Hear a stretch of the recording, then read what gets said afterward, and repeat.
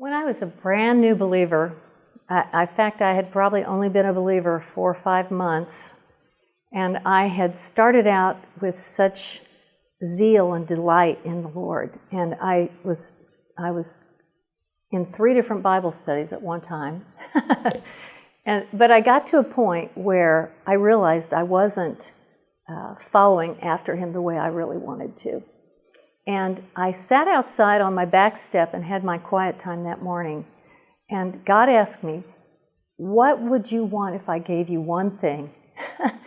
And I said, "I want zeal." Now, as an older Christian, I think I would ask for wisdom. But at that point, I asked for zeal. And God was faithful to do that, to give me zeal. And I think, I have to return to that every so often and say, "Lord, you've promised me zeal my whole life."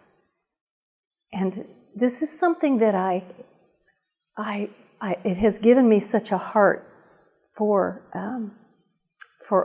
other Christians that we might continue on. And I have seen so many leaders as I've led in Bible study fellowship who minister, and then they don't carry it on into their families, and they lose their own family members without putting their efforts in their families.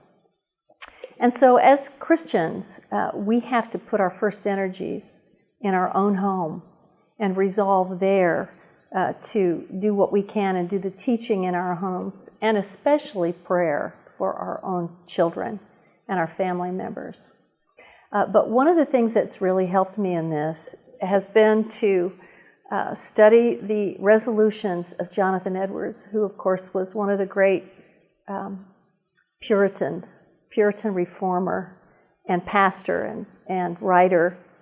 And as a very young man, as young as I was, sitting out there on my back steps, he made a list of things that he would resolve to do in his Christian walk. A long list, an extensive list. And each one of the things that he resolved to do, he wanted to do his whole life long. And so I have begun looking at that list of his resolutions and trying to adopt one every so often and make that my resolution, my resolve as well, to follow hard after God in the same kinds of ways, with modern day touches to them.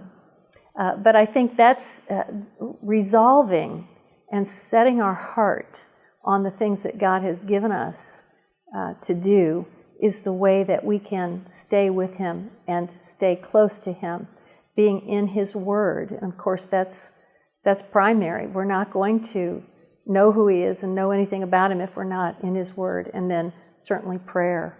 And so being consistently and faithfully in communication with Him, checking ourselves before we ever start for sin and confessing our sins.